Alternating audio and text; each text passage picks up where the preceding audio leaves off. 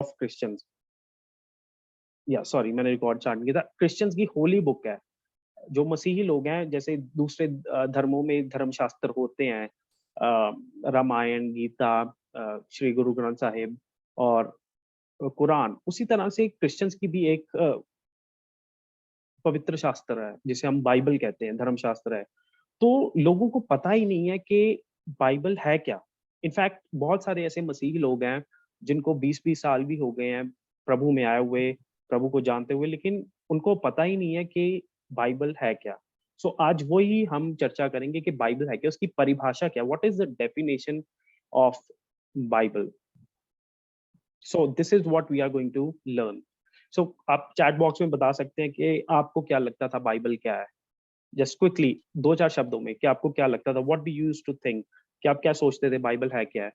मैं mix language use कर रहा हूँ, ठीक है, थोड़ी हिंदी भी है, थोड़ी इंग्लिश भी है, सो आई होप सबको ये ठीक है। आप चैट बॉक्स में जल्दी से बता सकते हैं कि आप क्या सोचते थे कि बाइबल क्या थी। आपने, हो सकता है आप किसी और क्रिश्चियन फैमिली में पैदा नहीं हुए, आप नॉन क्रिश्चियन फैमिली से आपने प्रभु को जाना, तो उससे पहले आप क्या सोचते थे बाइबल के बारे में। जस्ट क्विकली 2-4 शब्दों में आप बता सकते हैं, फिर हम आगे बढ़ेंगे, फिर हम इसकी परिभाषा देखेंगे। Okay, holy book, okay, Saila is saying holy book. Okay, any other answers. God's conversation with his people, परमेश्वर का वार्तालाप करना या संचार करना अपने लोगों से। Very nice, good answer. या alright, any other answer. Okay, word of God, good, word of God, okay, alright.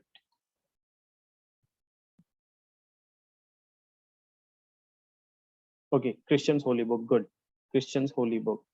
इन लोग सोचते हैं कि क्रिश्चियंस की होली बुक है। Okay, story told as an evidence by different people who witness Jesus during his days. Oh good, that's a very comprehensive answer. इसके बारे में हम कभी भविष्य में चर्चा जरूर करेंगे, बिकॉज ये एक बहुत बड़ी बात कह दी है यहाँ पर भाई राहुल ने, कि एक ऐसी कहानी जिसका परिणाम अलग अलग लोगों ने दिया है जिन्होंने यीशु को उसके समय में देखा। सो ये इस पे भी हम आएंगे, प्रभु ने चाहा तो हम इस पे भी कभी चर्चा करेंगे, क्योंकि जब मैं एक कोर्स कराऊंगा न्यू टेस्टमेंट का, तो उसमें मैं इस चीज को कवर करूंगा कि ये किस बारे में है। Very good, alright, thanks everyone who participated. Alright, so let's go back to what we were discussing, definition of the Bible, कि बाइबल की परिभाषा क्या है। Okay, sorry. Okay, so Bible जो शब्द है वो एक यूनानी भाषा के शब्द से लिया गया है, बिब्लिया। यूनानी भाषा एक लैंग्वेज है, ग्रीक लैंग्वेज। तो यूनानी भाषा का जो शब्द है बिब्लिया, वो शब्द को हम ट्रांसलेट करते हैं अंग्रेजी में बाइबल, जिसका मतलब होता है बुक। सिंपल वर्ड है बुक। बाइबल का जो सिंपल अर्थ है वो है कि एक बुक है। सो जब हम बाइबल की बात करते हैं, क्रिश्चियंस की बाइबल की बात जब हम करते हैं, मसीही लोगों की बाइबल की, तो हम उसे कहते हैं it's a collection of 66 books. इसलिए जब हम किसी बात करते हैं बाइबल के बारे में, तो हम कहते हैं कि आपने वो वाली किताब पढ़ी है, याकूब की पत्री पढ़ी है, या आपने यूहन्ना की बुक पुस्तक पढ़ी है, या आपने हबाकुक की पुस्तक पढ़ी है, तो हम कहते हैं पुस्तक है उसमें। तो बाइबल एक ऐसी पुस्तक है जिसके अंदर और बहुत सारी पुस्तकें हैं, तो इसलिए बाइबल को हम कहते हैं Bible is a collection of books. तो ये कौन से शब्द से आया है? यूनानी शब्द, जिसे जो शब्द है बिब्लिया, जिसका मतलब होता है बुक, सिंपल बुक। ठीक है, so Bible is a holy book, but इसका सिंपल मीनिंग क्या है? बुक। सो बाइबल एक बाकी बुक्स की तरह एक बुक है, जिसे अर्थ में हम कहें, लेकिन बाइबल का जो वचन है, जिसमें जो उसके शब्द हैं परमेश्वर ने दिए, वो पवित्र हैं। तो पूरी की पूरी बाइबल पवित्र है हमारे लिए। सो बाइबल की परिभाषा क्या है? Bible is a collection of 66 books. Simple, simple शब्दों में। कल को कोई आपसे पूछे कि बाइबल क्या है, तो आप सिंपली बता सकते हो बाइबल एक समूह है 66 किताबों का, सिंपल शब्दों में, दैट्स इट। ओके, हम आगे बढ़ेंगे because we don't have much time, लेकिन क्योंकि मुझे कवर करना। ओके, बाइबल की डिवीजन कैसी है? बाइबल के दो भाग हैं, ठीक है। मैं बेसिक्स इसलिए कर रहा हूँ, मुझे पता है आप में से काफी लोगों को ये सब बातें बहुत सारी पता है, अच्छे से पता है, रटी हुई हैं, but because I have to start this course from scratch, मुझे जीरो से शुरू करना है, ताकि जिनको, जो नए आए हैं विश्वास में, जिनको प्रभु के बारे में या बाइबल के बारे में कुछ नहीं पता, उनको मैं शुरू से बता सकूं। कि ये किस बारे में है। सो बाइबल के दो भाग हैं जिसे हम कहते हैं ओल्ड टेस्टामेंट और न्यू टेस्टामेंट, पुराना नियम और नया नियम। बाइबल में 66 बुक्स हैं, 66 बुक्स हैं, और इन 66 किताबों को कैसे डिवाइड किया गया है? दो भागों में, ओल्ड टेस्टामेंट और न्यू टेस्टामेंट। तो ओल्ड टेस्टामेंट में जो है वो 39 बुक्स हमें मिलती हैं, 39 बुक्स, और न्यू टेस्टामेंट में 27 बुक्स। अगर हम इनको ऐड करें तो कितनी बनती है? 67, 66, ठीक है। सो इसके दो भाग हैं, और इन दो भागों में क्यों बंटा है इस बाइबल को, वो हम आगे जाकर देखेंगे कि ऐसा क्या हुआ कि बाइबल के दो भाग हैं। सी बाइबल एक ऐसी बुक है जो अलग अलग समयों में लिखी गई है। इसके बारे में मैं आने वाली क्लासेस में बात करूंगा, जब मैं हिस्ट्री की बात करूंगा बाइबल की। तो उस हिसाब से देखा जाए कुछ अलग अलग समयों पर हुआ है जिसको लोगों ने रिकॉर्ड किया परमेश्वर के कहने पर। तो उस तरह से बाइबल के दो भाग हुए हैं, न्यू टेस्टमेंट और ओल्ड टेस्टमेंट। मतलब एक पुरानी वाचा है, पुराने नियम नियम है जो कि जीसस के आने से पहले की बातें हैं, और फिर न्यू टेस्टमेंट है जिसमें जीसस के आने के समय के बारे में लिखा है और उसके बाद क्या हुआ उसके बारे में लिखा है। सो ओल्ड टेस्टमेंट बात करता है इजराइल देश के इतिहास के बारे में, और न्यू टेस्टमेंट बात करता है कि जीसस के आने के बाद क्या हुआ। और फिर हम देखते हैं इनकी और ज्यादा डिवीजन। हम अगर हमने इसको एक चार्ट में देखना हो तो हम कैसे देखेंगे? वो किस तरह से है कि इसमें 39 बुक्स हैं ओल्ड टेस्टमेंट में, तो लगभग बाइबल का 59% जो है वो ओल्ड टेस्टमेंट कवर करता है। आप देख सकते हैं कैसे मेजॉरिटी मेजॉरिटी जो है वो कौन कवर कर रहा है? Old testament. लेकिन फिर भी लोग ओल्ड टेस्टमेंट नहीं पढ़ते क्योंकि वो ज्यादा है। न्यू टेस्टमेंट सिर्फ 41% है, सिर्फ 41%, और लोग न्यू टेस्टमेंट को रट लेते हैं। जैसे मुझे भी वैसे न्यू टेस्टमेंट ही ज्यादा पसंद है, बट ओल्ड टेस्टमेंट के बिना हम न्यू टेस्टमेंट को समझ नहीं सकते, और न्यू टेस्टमेंट के बिना हमें पता ही नहीं चलेगा कि ये सारी की सारी कहानी जा किधर रही है। सो दोनों के दोनों भाग बहुत विशेष हैं, चाहे ओल्ड टेस्टमेंट है चाहे न्यू टेस्टमेंट है। ओल्ड टेस्टमेंट 59%, 39 बुक्स बाइबल का 59% कवर करती हैं, और 27 किताबें 41%। तो कुल मिलाकर हो गया 100%। सो हम देखेंगे जल्दी से ओल्ड टेस्टमेंट बुक्स को अब कैसे डिवाइड किया गया। ये बहुत इंपॉर्टेंट है। Let's go to the old times. हम पुराने समयों में जरा घूम कर आते हैं।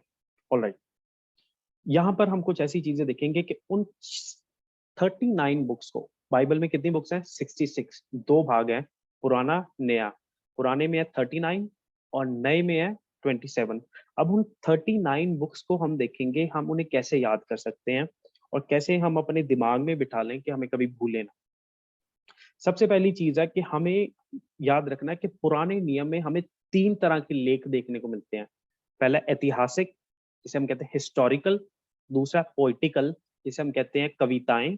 और तीसरा है प्रोफेटिकल, जिसे हम कहते हैं नबूवत की किताबें या भविष्यवाणी की किताबें। तो तीन तरह के लेख हैं ये। अब इस बात को समझना, ये लेख है मतलब जैसे हमारे मॉडर्न टाइम्स में भी हमें अलग अलग तरह की लिखाई देखने को मिलती है। कई लोग होते हैं शेरो शायरी करते हैं, कविताएं लिखते हैं। कई होते हैं वो लेटर्स लिखते हैं। कई होते हैं जो कहानियां लिखते हैं, जिन्हें हम नैरेटिव या स्टोरी कहते हैं। कई होते हैं जो हिस्ट्री की बातों को लिखते हैं। तो उसी तरह से बाइबल में भी तीन तरह के लेख हैं, एक है हिस्टोरिकल, फिर है पोइटिकल, और थर्ड है प्रोफेटिकल।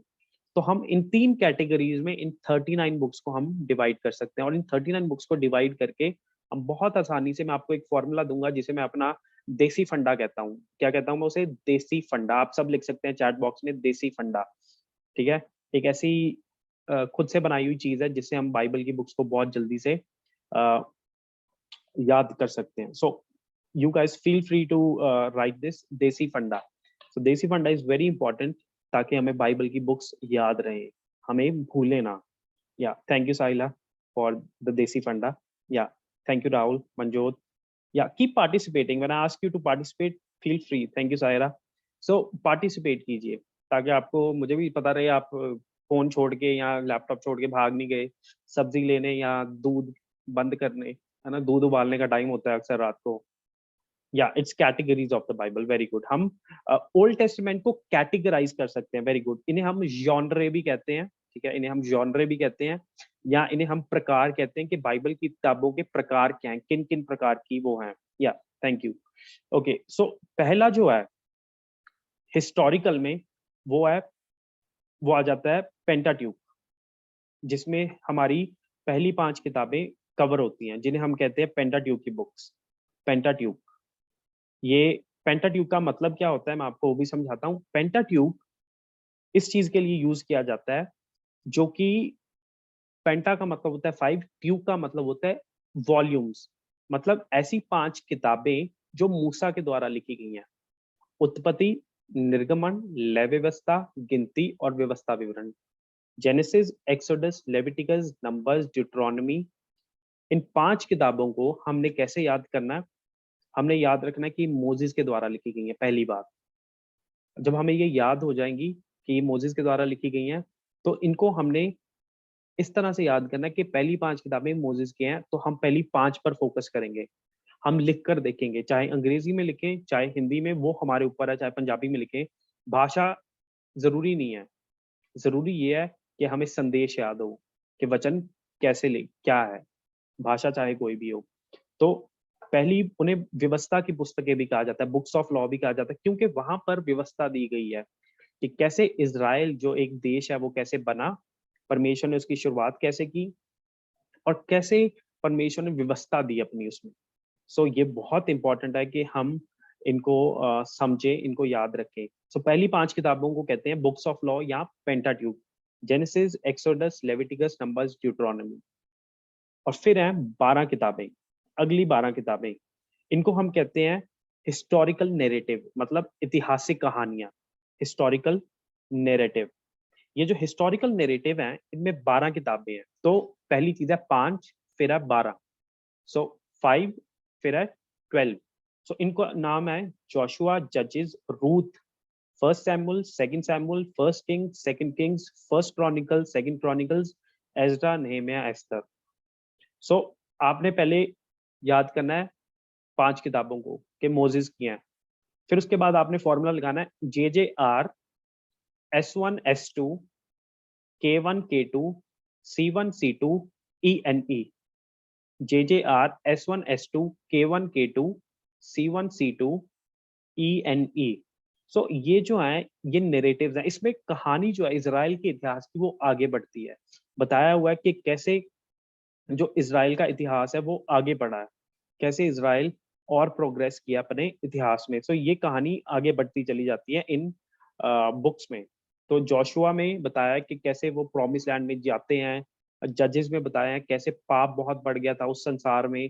फिर फर्स्ट सैमुअल, सेकंड सैमुअल आ जाता है। रूथ का जो टाइम था वो जजेस के टाइम में ही आया था। अगर आप रूथ की बुक पढ़ो तो उसमें फर्स्ट आयत में लिखा हुआ है।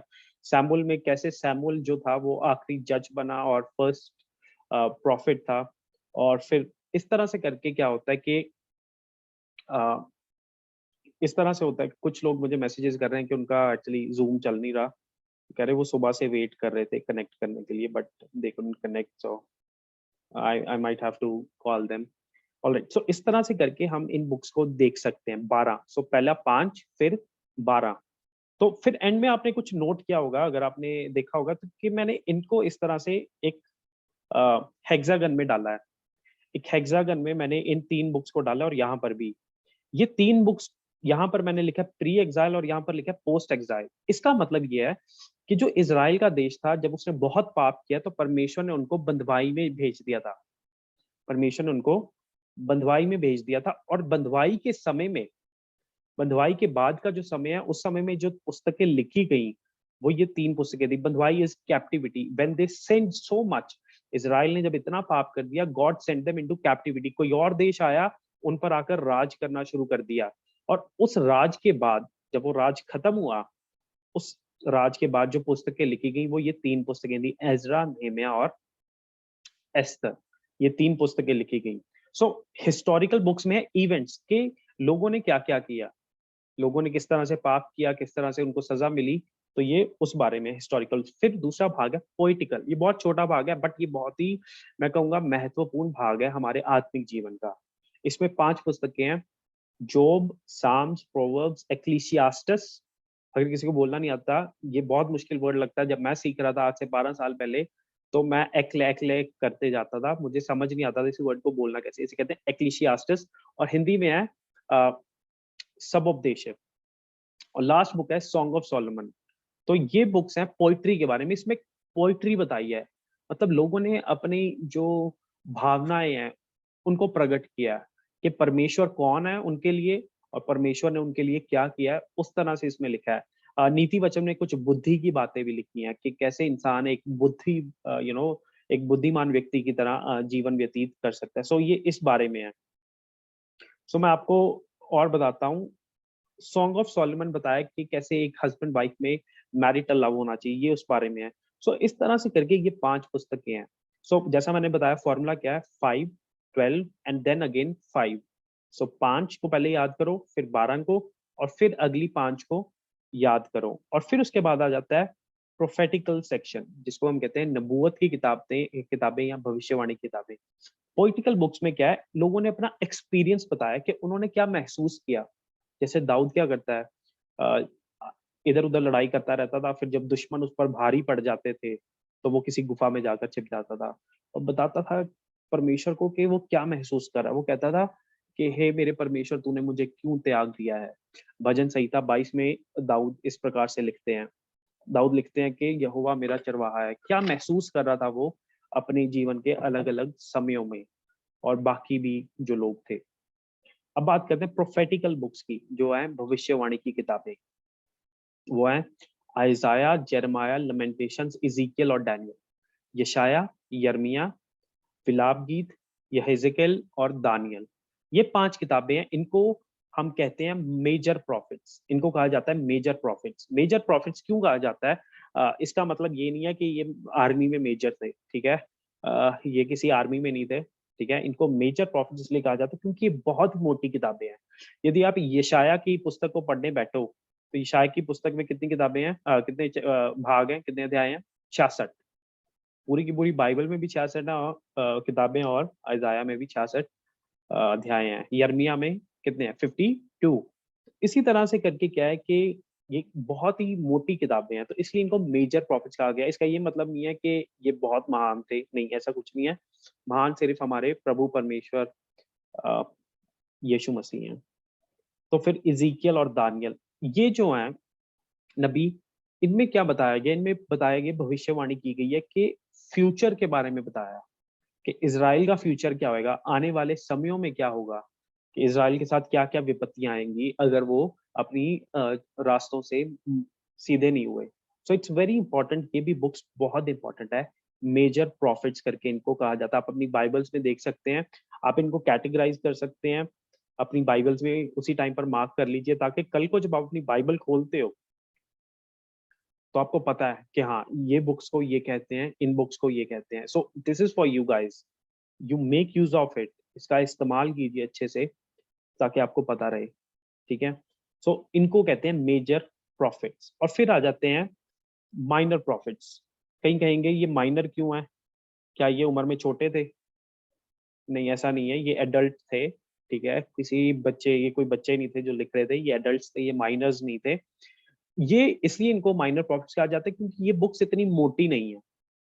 बाय द वे, ये नाम बाइबल में पहले से नहीं थे, ये कुछ बाइबल को पढ़ने वाले जो स्कॉलर्स हैं, उन्होंने इस तरह से इनको कैटेगराइज़ किया ताकि इनको याद करना आसान हो जाए, ताकि इनको समझना आसान हो जाए। तो माइनर प्रॉफिट्स, क्योंकि ये बहुत छोटी किताबें हैं, जैसे ओबदयाह में सिर्फ 1 ही चैप्टर है। तो इस तरह से करके क्या है कि इनको माइनर प्रॉफिट्स का नाम दिया गया है। जोना में 4 चैप्टर्स हैं, मलकाई में 4 चैप्टर्स हैं। सो इस तरह से करके इनको माइनर प्रॉफिट्स कहा गया है, और कोई रीज़न नहीं है।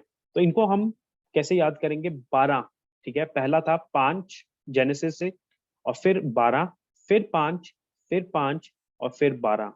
ये देखने में मुश्किल लगेगा, बट ये बहुत ही आसान है। टाइम हो रहा है, ठीक है? But will try to finish this, थोड़ा ही रह गया है, ठीक है? देन है Hosea, Joel, Amos, Obadiah, Jonah, Micah, Nahum, Habakkuk, Zephaniah, Haggai, Zechariah and then Malachi, फिर मलाकी। और इसमें क्या हो रहा है कि परमेश्वर ने उनसे क्या-क्या एक्सपेक्टेशंस रखी, कि उन्हें क्या करना चाहिए, लोगों को क्या करना चाहिए। परमेश्वर का वचन जब नबी लेकर जाते थे लोगों के पास, वो बताते थे कि परमेश्वर यहोवा की ये वाणी है, वो तुमसे ये चाहते हैं। तो इस तरह से करके ये चीजें आगे को बढ़ी। इसमें ये संदेश दिया गया कि परमेश्वर क्या चाहते थे कि उनके लोग क्या करें। सो हिस्टोरिकल बुक्स में क्या था कि परमेश्वर के लोगों ने क्या किया, पॉलिटिकल बुक्स में लोगों ने क्या महसूस किया, उनका एक्सपीरियंस क्या था, अनुभव क्या था, और एक्सपेक्टेशंस क्या थी लोगों से कि उन्हें क्या करना चाहिए। तो आगे बढ़ते हैं, आशा करता हूँ इतना क्लियर है। ठीक है, हमारे पास टाइम बहुत कम है, but I have to finish this. Alright, next we have New Testament. अब नए नियम के भी भाग हैं। So time for new things, पुरानी चीजों का वक्त हो गया था खत्म, सो अब नई चीजों की तरफ बढ़ते हैं। ऑलराइट, सो हम इसमें देखते हैं कि 4 गॉस्पल्स हैं। पहली 4 पुस्तकें जो नए नियम की हैं वो है मैथ्यू, मार्क, लूक और John. Matthew, mark, look and John, जिसे हम सुसमाचार कहते हैं या गॉस्पल्स। इनमें प्रभु यीशु मसीह के जीवन के बारे में बात की गई है कि जीसस जो हैं उनकी लाइफ क्या थी, वो कैसे थे, उन्होंने क्या किया, उनका जन्म कब हुआ, कहाँ पर हुआ, उनकी डेथ कब हुई, कैसे हुई। तो अगर आपको जीसस की लाइफ के बारे में अच्छे से जानना है, आपको ये 4 गॉस्पल्स पढ़ने जरूरी हैं, Matthew, mark, look and John. अगर फिर कोई पूछे कि इन चारों में से किसको पढ़ें, मेरी पर्सनल चॉइस जो होगी वो होगी लूक गॉस्पल की, क्योंकि इसमें पूरा अकाउंट ऐतिहासिक रूप से समझाया गया है। सो ये 4 गॉस्पल्स हैं, तो इनको पढ़ना बहुत जरूरी है क्योंकि जीसस के बारे में बताते हैं। सो 4। ऑलराइट, उसके बाद एक पुस्तक आती है हिस्ट्री की, पूरे नए नियम में, न्यू टेस्टामेंट में एक ही बुक है, वो है एक्ट्स ऑफ द अपोस्टल्स। पूरे के पूरे नए नियम में एक ही हिस्ट्री की बुक है जिसे हम कहते हैं एक्ट्स ऑफ द अपोस्टल्स। और उसके बाद कुछ लेटर्स आ जाते हैं जिन्हें हम कहते हैं लेटर्स बाय पॉल। ये पॉलुस के द्वारा लिखे गए 13 खत हैं। 13 खत जो पॉलुस ने लिखे हैं। तो आपने पहले याद करने हैं 4 गॉस्पल्स, उसके बाद एक इतिहास की पुस्तक जिसे हम कहते हैं एक्ट्स ऑफ द अपोस्टल्स, उसके बाद है 13 लेटर्स जो पॉलुस ने लिखे हैं। ये भी बहुत आसान है क्योंकि दोबारा बार बार एक ही नंबर, एक ही नाम शुरू यूज हो रहा है, जस्ट उसको 1-2 कर दिया है। रोमन्स, रोमियो, पहला और दूसरा कुरिन्थियंस जिसे हम कुरिन्थियो कहते हैं, गलातियों, गलेशियंस, इफिशियंस, इफिसियों, फिलिपियंस, फिलिपियों, कोलोसियंस, कोलोसियों, पहला थेसलोनिकू, दूसरा थेसलोनिकू जिसे हम इंग्लिश में कहते हैं थेसालोनियंस, पहला तिमुथियस, दूसरा तिमुथियस, और फिर है टाइटस, और फिर है फाइलेमन। पॉलुस ने ये 3 लेटर्स लिखे, 13 लेटर्स लिखे हैं। और पॉलुस जब ये लिख रहे थे, अलग अलग जगह पर थे, अलग अलग जगहों से लिखते हैं। जब मैं न्यू टेस्टमेंट कोर्स की बात करूंगा आगे जाकर, तब मैं अब आपको न्यू टेस्टमेंट कोर्स में ये डिस्कस करूंगा पॉल कहाँ पर थे, कहाँ से लिख रहे थे, किसको लिख रहे थे। So that's what it is about. तो ये लेटर्स हैं, ये एक ऐसी श्रेणी है बाइबल में जिसमें खत लिखे गए हैं। तो आप देख सकते हैं बाइबल में कविताएं भी हैं, बाइबल में भविष्यवाणी भी है, बाइबल में इतिहास भी है, और बाइबल में खत भी लिखे गए हैं, बाइबल में कहानियां भी हैं। जीसस की जो लाइफ स्टोरीज हैं उन्हें हम गॉस्पल नैरेटिव्स कहते हैं। ओके, नेक्स्ट आ जाता है general letters, letters by others. ऐसे भी कुछ खत थे जो कुछ अलग लोगों के द्वारा लिखे गए पौलुस के अलावा। यहाँ पर मैंने ये येलो आपने नोट किया होगा कि मैंने इन दोनों को येलो किया है। क्यों किया है? क्योंकि जो acts of the apostles book है वो लूका के द्वारा ही लिखी गई है। वो लूका के द्वारा वो लूका के द्वारा लिखी गई है। Look is writing these acts of the apostles अपने गॉस्पल के साथ। तो अगर आपने लूक पढ़ लिया है तो अच्छा रहता है कि आप उसके बाद एक्ट्स पढ़ें, ताकि आपको पूरी कहानी समझ आए कि कैसे जीसस की मिनिस्ट्री खत्म हो रही है और अब चेलों की मिनिस्ट्री शुरू हो रही है, क्योंकि एक ही जने के द्वारा लिखे गए हैं। ओके, कुछ लेटर्स हैं जो किसी और के द्वारा लिखे गए हैं, यानी कि पौलुस के द्वारा नहीं, कुछ अलग अलग लेखक हैं, जैसे इब्रानियों, हिब्रूज, फिर आता है यकूब, James, first Peter, second Peter, first John, second John, third John, और लास्ट में आ जाता है जो बुक है वो है प्रोफेसी की, जिसे हम रेवलेशन की बुक कहते हैं। उसके बारे में बाद में बात करता हूँ, पहले मैं आपको ये बता दूं, ये जनरल लेटर्स हैं, ये अलग अलग जगह पर लिखे गए हैं अलग अलग लोगों को। मतलब ये जरूरी नहीं है कि पौलुस किसी कलीसिया को लिख रहे हैं, नहीं, यहाँ पर अलग लोग हैं। जैसे यकूब, अब कोई पूछे यकूब कौन था, कहीं कहते हैं नहीं जीसस का भाई था, कहीं कहते हैं नहीं नहीं नहीं नहीं, ये वो व्यक्ति है जो जीसस का चेला था। तो किसी को पता ही नहीं है ये कौन है। ठीक है, फिर पीटर, पीटर ने 2 खत लिखे हैं। फिर पहला यूहन्ना, दूसरा यूहन्ना और तीसरा यूहन्ना आ जाता है। ये वही जॉन है जिसने क्या लिखा है, यूहन्ना द्वारा रचित सुसमाचार लिखा है, ये वही सेम व्यक्ति है। और लास्ट में इन खतों में एक जो खत आता है वो है जूड का, यहूदा। ये कितने लेटर्स हुए? 8।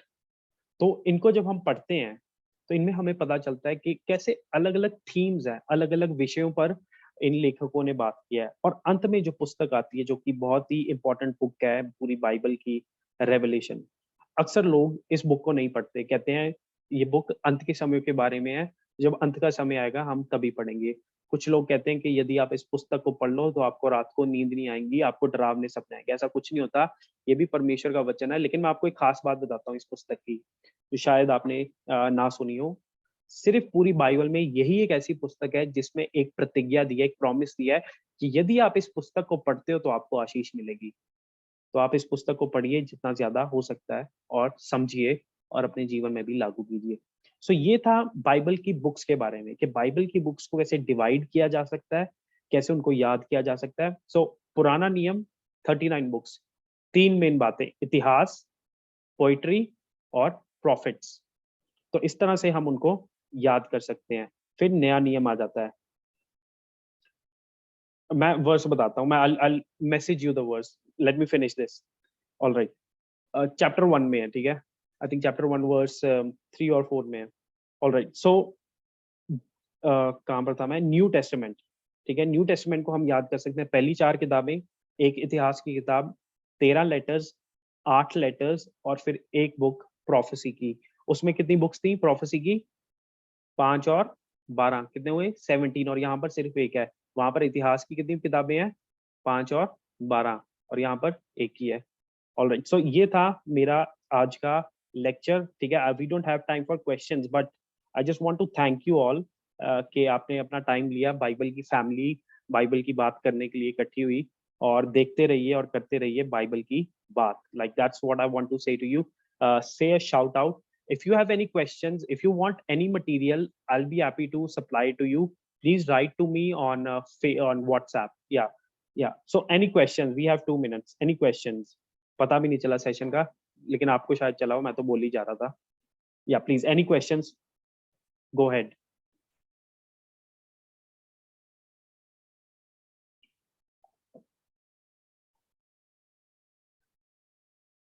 Know questions?